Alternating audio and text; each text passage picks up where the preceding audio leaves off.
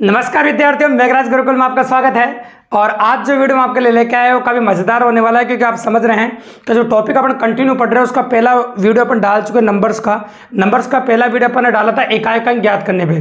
तो इकाई अंक ज्ञात करने से रिलेटेड बातें अपन कर चुके हैं। और आज जो सेकंड वीडियो हम आपके लिए लेके आए हैं वो प्रैक्टिकली अप्रोच अपन भाग विधि से रिलेटेड जो वीडियो है उसको पहले कंसल्ट कर चुके हैं अपन। और आज अपना थर्ड वीडियो जिसके बारे में बात करेंगे अंकों पर आधारित प्रश्न जो काफ़ी मज़ेदार वीडियो है, काफ़ी अच्छा कंटेंट वीडियो है एग्जाम के अंदर। अगर लैंग्वेज की बात करें, भाषा की बात करें सबसे इंपॉर्टेंट भाषा के, सबसे अच्छी भाषा के जो क्वेश्चंस एग्जाम में बनते हैं वो इसी टॉपिक में से बनते भी। और सबसे ज़्यादा अच्छी भाषा के जो क्वेश्चंस बनते हैं नंबर्स में, संख्याओं में, वो इसी टॉपिक से बनते हैं, अंकों पर आधारित प्रश्न। तो आज का जो टॉपिक डिटेल में कंसल्ट करने वाले हैं अपन वो अंकों पर आधारित प्रश्न है। अंकों पर आधारित प्रश्नों के बारे में बात करेंगे अपन, ठीक है। तो अंकों पर आधारित प्रश्न कैसे होते हैं, किस प्रकार से होते हैं, उनके बारे में बात करते हैं अपन। तो अंकों पर आधारित प्रश्नों को समझने के लिए कुछ संख्याओं को आपको समझना पड़ेगा पहले। तो कुछ संख्याएं कौन कौन सी होती है उनके बारे में अपन चर्चा करेंगे आपके सामने। देखिए, जैसे सबसे पहले आपके दिमाग में बोला जाए, आपको बोला जाए 2 अंकों की एक संख्या, 2 अंकों की संख्या, ऐसी लैंग्वेज का इस्तेमाल किया जाए तो 2 अंकों की संख्या आप अच्छी तरह जानते हैं XY होती है। 2 अंकों की जो संख्या होती है वो XY होती है, ठीक है, कोई दिक्कत नहीं है। ये जो y है आपका, ये इकाई का अंक है, और x है आपका, ये दाएं का अंक है, ठीक है। तो y है जो आपका इकाई का अंक है और x है वो दाएं का अंक है। और अपन ये कह सकते हैं आपके सामने कि इन दोनों की अगर चर्चा करें, आपके सामने 2 अंकों की संख्या अगर लिखें अपन, और जब भी कभी एग्जाम में इसकी चर्चा हो तो इस संख्या को लिखेंगे 10x + y। इसको लिखने का तरीका इस प्रकार से रहेगा आपको, क्योंकि इकाई का अंक क्या आपका y और दाएं का अंक क्या आपका x, और दाएं के अंक को हमेशा 10 से गुणा करते हैं। जो दाएं का अंक होता है उसको हमेशा 10 से मल्टीप्लाई किया जाता है, मतलब 10 से गुणा किया जाता है। जो दाएं का अंक होता है उसको अपन 10 से गुणा कर देते हैं, इसलिए अपन ने इस प्रकार से अप्रोच आपके सामने लिखी है, ठीक है। और भी क्या चीजें काम आती है उसके बारे में बात कर लेते हैं। अंकों को पलटने के बाद बनी संख्या, अंकों को पलटने के बाद बनी संख्या,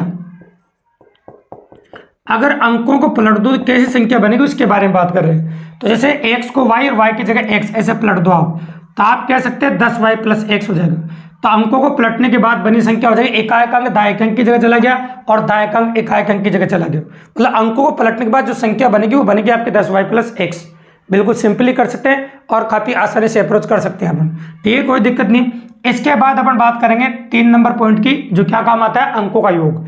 तो ये जो लैंग्वेज आपको बोली जाए इनको डायरेक्ट लिखना पड़ेगा आपको एग्जाम में, अंकों का योग। जैसे अंकों का योग बोले तुम्हारे दिमाग में आ जाना चाहिए x + y की चर्चा हो रही है। जैसे अंकों के योग के बारे में चर्चा की जाए तो आपके दिमाग में आ जाना चाहिए x + y की बात हो रही है। इसके बाद होता है आपका अंकों का अंतर, इसके बाद होता है आपका अंकों का अंतर, ये हो गया आपका x - y। अंकों का योग होता है आपका x + y और अंकों का अंतर होता है आपका x - y, ठीक है, कोई दिक्कत नहीं है। तो अंकों का योग x + y और अंकों का अंतर हो गया आपका x - y। इस प्रकार से अपन ने ले लिया आपके सामने, कोई दिक्कत नहीं, बिल्कुल नॉर्मली, काफी इजी ऑफ पेरेंट है और काफी आसानी से अपन इस प्रकार से कर सकते हैं। अब आप सोच रहे होंगे सर ये तो जो बातें काम आने वाली है ये आपने बता दी, लेकिन एग्जाम में क्वेश्चन कैसे आते हैं, किस प्रकार से करते हैं और कैसे कैसे एनालिसिस होते हैं उनके बारे में चर्चा करते हैं। चलो देखिए, तो एक क्वेश्चन बोल रहा हूं मैं, उसकी लैंग्वेज सुनना। मैंने क्वेश्चन में बोला 2 अंकों की एक संख्या, 2 अंकों की एक संख्या और उसके अंकों को पलटने के बाद बनी संख्या। 2 अंकों की एक संख्या और उसके अंकों को पलटने के बाद बनी संख्या का अंतर 27 है। अब 2 अंकों की एक संख्या और उसके अंकों को पलटने के बाद बनी संख्या, जैसे मैं बोलूं 2 अंकों की एक संख्या आपकी है 10x + y और इसके अंकों को पलटने के बाद बनी संख्या, तो इसके अंकों को पलटने के बाद जो संख्या बनेगी आपकी वो होगी 10y + x।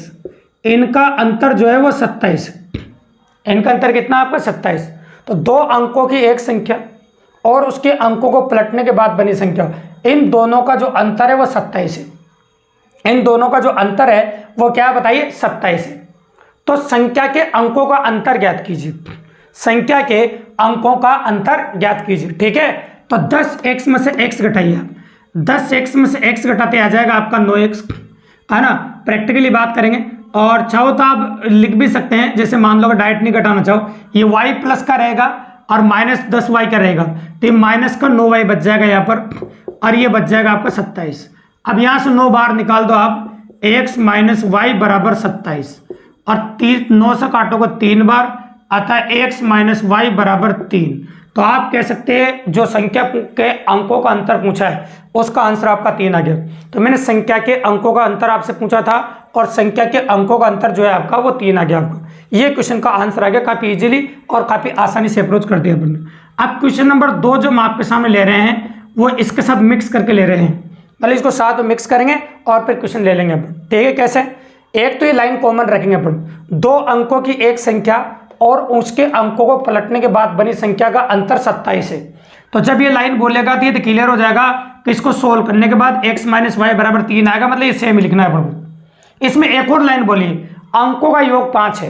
अंकों का योग कितना है? 5। तो मैंने लिखा x प्लस वाई बराबर 5, मतलब अंकों का योग 5 दे रखा है। तो यहां से 3 क्वेश्चन बनते हैं, फिर एनालिसिस कर रहे हैं क्या क्या बन सकता है। तो पहला क्वेश्चन ये बनता है आपका एकाएक अंक ज्ञात कीजिए, तब तो आपको सोल्व करना पड़ेगा। दायक अंक ज्ञात कीजिए, तब भी आपको सोल्व करना पड़ेगा। अगर आपको संख्या पूछे तो एक तो ये तरीका बता देंगे, एक ऑप्शन से भी कर सकते हो आप। तो चलो निकालते हैं अपन, समीकरणों को सोल्व कर सकते हैं। y से y कैंसिल कर दीजिए, है x से x कितना हो गया आपका 2x, और 5 और 3 कितना हो गया आपका 8, और 2 से 8 कट जाएगा आपका 4 बार। तो बताओ x का मान कितना आ गया आपका 4, मतलब x की वैल्यू अपन 4 निकाल चुके हैं और दो का जोड़ 5 है, तो y का मान कितना आ जाएगा आपका 1। तो हम कह सकते हैं जो इकाई का अंक है आपका वो इकाई का अंक है आपका कितना y, और दाएं का अंक कितना है आपका 4। इकाई का अंक y जो है 1 है और दाएं का अंक कितना है 4, अतः संख्या होती है xy। तो संख्या हो जाएगी आपकी 41। संख्या क्या हो जाएगी आपकी 41, मतलब 41 संख्या हो जाएगी आपकी, मतलब संख्या आपकी 41 आ जाएगी, जो कि आंसर आपका 41 है। कोई दिक्कत नहीं, बिल्कुल नॉर्मली। आप किसी ने कहा कि सर इस क्वेश्चन को क्या ऑप्शन की मदद से कर सकते हैं अपन? बिल्कुल, इस क्वेश्चन को अपन ऑप्शंस की मदद के कर सकते हैं। जैसे ऑप्शन में एग्जांपल लेता हूं, ऐसे ऑप्शन है, ये देखो 5 0, इस प्रकार के ऑप्शन आपको दे रखे हैं, और ये 5 या 3 2 ले लो तो और ज़्यादा मजा आएगा क्वेश्चन करने में। 3 2 और ये 2 3 ले लो, ठीक है। तो सबसे पहले मैंने क्वेश्चन बोला, उसको रिपीट कर देता हूं। क्वेश्चन ये था, 2 अंकों की एक संख्या और उसके अंकों को पलटने के बाद बनी संख्या का अंतर 27 है और अंकों का योग 5 है, तो वह संख्या ज्ञात कीजिए। अगर संख्या पूछे तो फिर ऑप्शन से आप डायरेक्टली कर सकते हैं मात्र 5 सेकंड में, और अगर आपको इकाईकार दायकांक पूछे तो फिर आपको सोल्व करना पड़ेगा। ये दोनों तरीके मैंने बताया आपको। तो अंकों का योग 5 बोला है, तो आप चारों ऑप्शनों को चेक करेंगे तो अंकों का योग 5 सब में आ रहा है, अतः ये लाइन बिल्कुल भी काम की नहीं है। जब ये लाइन काम की नहीं है तो फिर आप सेकंड लाइन काम में लेंगे, संख्या और उसके अंकों को पलटने के बाद बनी संख्या का अंतर 27 आना चाहिए। तो संख्या तो क्या आपके पास नोटिस कर रहे हैं आप, तो संख्या दिख रही है आपको 41, और इसके अंकों को पलट दो तो इसके अंकों को पलटने के बाद ये 14 आ जाएगा। अब पलटने के बाद इसका अंतर 27 आना चाहिए, और इसके अंकों को पलट दो तो 23 आ जाएगा, इसका अंतर 27 नहीं आएगा। इसको पलट दोगे अंतर 27 नहीं आएगा, और इसको पलटोगे तो अंतर 27 नहीं आएगा। इसको पलटने के बाद अंतर 27 आ रहा है, अतः आंसर हो गया आपका ऑप्शन नंबर ए। इस प्रकार से काफी इजीली अप्रोच कर सकते हैं और काफी आसानी से क्वेश्चन आप कर सकते हैं। तो कोई बड़ी बात नहीं, काफी आसानी से हो जाएगा और काफी इजीली अप्रोच कर सकते हैं अपन।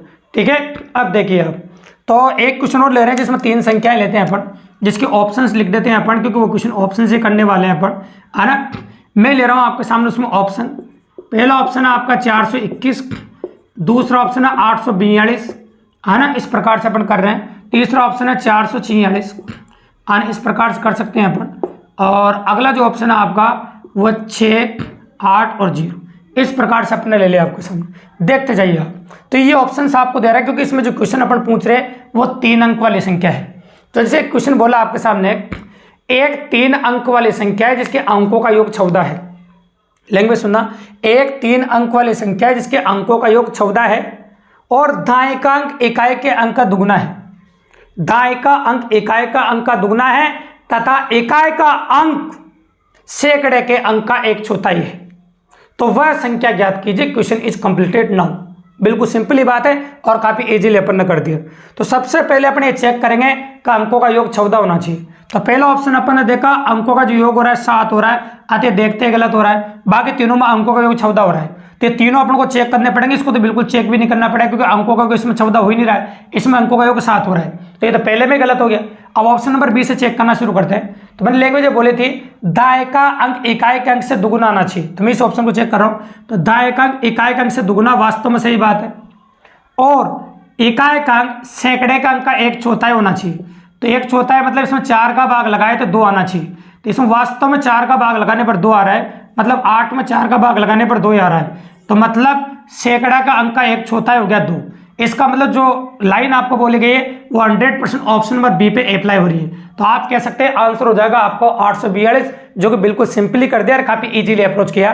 तो इस प्रकार से आप अगर अंकों वाले क्वेश्चन आ जाए एग्जाम में, इस प्रकार के लैंग्वेज के क्वेश्चन एग्जाम में आ जाए, तो लैंग्वेज सबसे इंपॉर्टेंट है और काफी इजीली कर सकते हैं। अगर वीडियो आपने एंड तक काफी अच्छे से देखा है तो मेरी गारंटी अंकों से रिलेटेड कोई भी क्वेश्चन अगर नंबर सिस्टम में एग्जाम में आता है तो गलत होने का चांस 1% भी नहीं दोस्तों, 100% कर सकते हैं। फिर भी इस टॉपिक से रिलेटेड कोई भी क्वेश्चन अगर एग्जाम में आया हो तो आप 100% कमेंट बॉक्स में कमेंट दीजिए, जो आपको नहीं आया हो उसका जवाब 100% आपको मिलेगा दोस्तों। अगर आप चैनल पर नए हैं तो चैनल को सब्सक्राइब कर दीजिए, लाइक कर दीजिए, शेयर कर दीजिए और अपने और दोस्तों को बताइए ताकि free of cost math reasoning पढ़ सके दोस्तों। धन्यवाद।